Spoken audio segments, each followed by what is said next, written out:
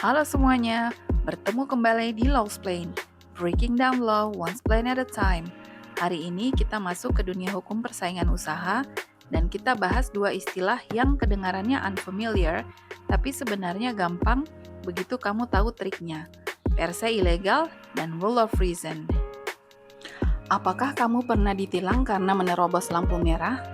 Terus pas ditilang jawaban kamu ke Pak polisinya, "Tapi Pak, tadi jalanannya sepi, tidak ada kendaraan satupun."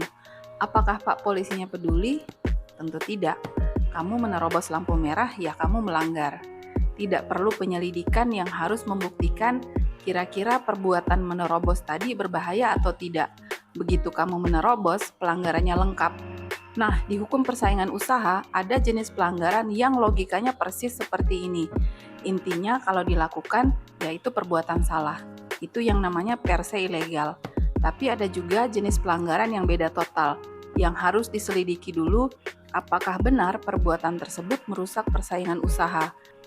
Baru setelah penyelidikan akan ketahuan perbuatan itu salah atau tidak. Itu rule of reason. Dua-duanya kita bahas hari ini, lengkap dengan cara membedakannya. Kenapa harus ada dua pendekatan? Begini, yang mengawasi persaingan usaha di Indonesia itu namanya Komisi Pengawas Persaingan Usaha yang disingkat KPPU. Tugas mereka sebenarnya berfokus di satu pertanyaan besar, perbuatan pelaku usaha ini merusak persaingan atau tidak? Masalahnya, tidak semua perbuatan bisa diukur dengan cara yang sama. Ada yang dari awal sudah jelas jahat, ada juga yang berada di ranah abu-abu. Bisa jahat, tapi bisa juga sebenarnya bagus buat konsumen. Makanya, KPPU butuh dua kacamata buat menilai, yaitu per se ilegal dan rule of reason. Dan berita baiknya, undang-undangnya sendiri yaitu Undang-Undang Nomor 5 Tahun 1999 sudah memberikan kode pasal mana harus pakai kacamata yang mana. Oh iya, satu catatan, undang-undang ini masih berlaku sampai hari ini. Cuma sebagian ketentuannya, terutama soal sanksi, sudah disesuaikan lewat Undang-Undang Cipta Kerja. Tapi soal per se ilegal dan rule of reason, logikanya tidak berubah. Sekarang, biar kamu langsung paham, saya kasih satu jembatan keledai yang bikin sisa pelajaran hari ini sangat mudah. Buat kamu yang sudah belajar pidana, ingat delik formal dan delik material? Nah, per se ilegal dan rule of reason itu mempunyai kemiripan karakter dengan keduanya. Delik formal, perbuatannya selesai, deliknya langsung lengkap.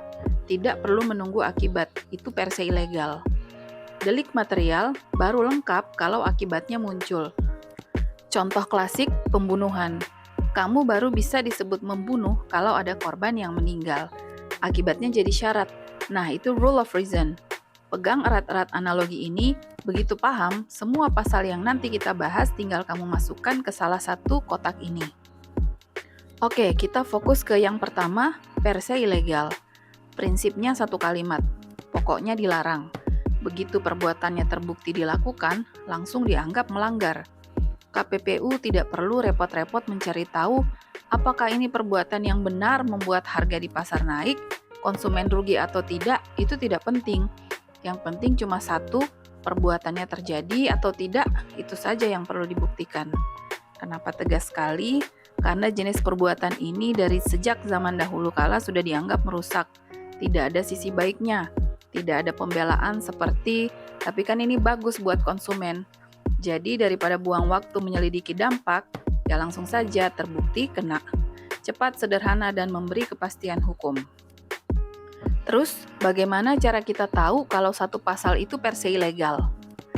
Gampang, buka pasalnya, baca kalimatnya. Kalau dia cuma bilang, pelaku usaha dilarang, polos begitu saja, tanpa anak kalimat yang dapat mengakibatkan praktek monopoli atau persaingan tidak sehat, itu per se ilegal. Logikanya tidak ada syarat akibat di pasalnya. Berarti akibatnya memang tidak perlu dibuktikan. Contoh paling umum ada di pasal 5 soal penetapan harga. Bayangkan, dua perusahaan yang harusnya bersaing, ternyata malah duduk bersama menyepakati harga. Itu namanya price fixing. Begitu kesepakatan itu terbukti, langsung kena per se ilegal. Tidak ada tawar-menawar soal dampaknya bagaimana. Dan ini bukan teori saja. Di bulan Maret tahun 2026, KPPU lewat putusan perkara nomor 5 tahun 2025 menghukum 97 perusahaan fintech lending karena dugaan penetapan harga pakai pasal 5 ini. Jadi pasal ini sangat hidup, bukan cuma ada di buku. Sekarang kacamata kedua, rule of reason. Ini kebalikannya. Di sini, satu perbuatan baru dilarang kalau terbukti merugikan. Jadi KPPU wajib turun, analisis pasarnya dulu, perbuatan ini sebenarnya menghambat persaingan atau malah bikin lebih efisien dan menguntungkan konsumen. Akibatnya, itu jadi unsur yang harus dibuktikan. Kalau tidak terbukti ada dampak negatif ke persaingan, ya belum bisa disebut melanggar, beban pembuktiannya jelas lebih berat. Kenapa harus ribet ini? Karena banyak perbuatan bisnis main di wilayah abu-abu. Contoh, perusahaan memberi diskon besar-besaran. Itu bisa jadi tanda persaingan sehat yang menguntungkan konsumen. Tapi bisa juga strategi predator buat mematikan pesaing usahanya. Baru kemudian dia menaikkan harga. Sama-sama murah, beda niat dan beda dampak. Nah, perbuatan seperti ini tidak adil kalau langsung dihukum tanpa diselidiki. Rule of reason memberi ruang buat itu. Bagaimana cara mengenali rule of reason? Nah, cari frasa khas. Di pasal-pasal rule of reason, jika ada kalimat yang dapat mengakibatkan terjadinya praktek monopoli dan atau persaingan usaha tidak sehat, atau frasa patut diduga, begitu kamu lihat frasa ini, itu sinyal bahwa KPPU harus membuktikan akibatnya dulu. Otomatis ini adalah rule of reason.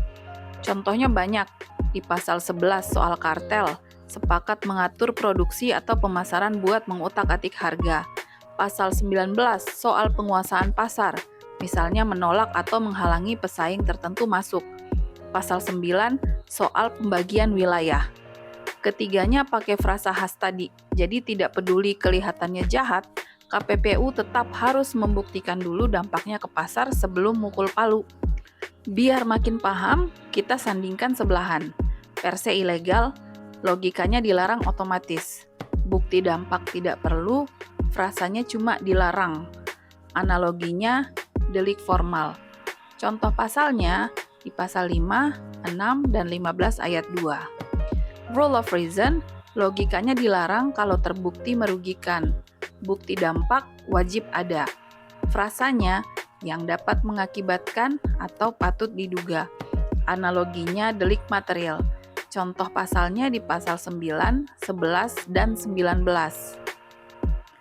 Sekarang, trik praktis biar kamu bisa membedakan keduanya dalam 5 detik di ruang ujian atau di sidang.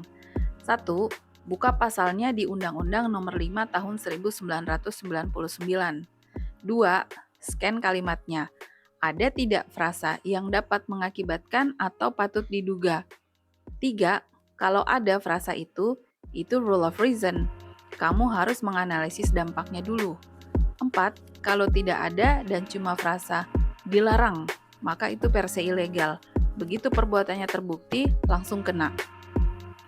Ada beberapa catatan penting.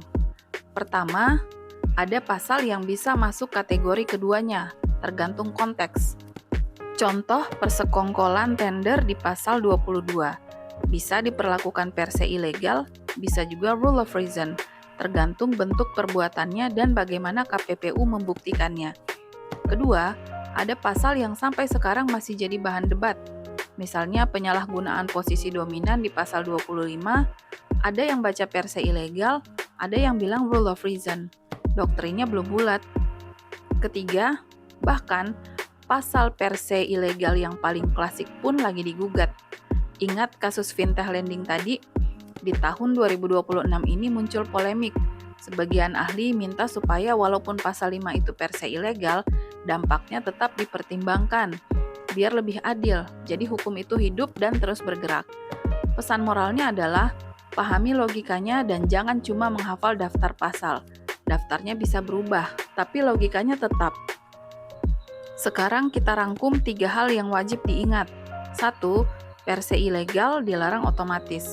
Begitu perbuatan terbukti langsung kena, persis delik formal.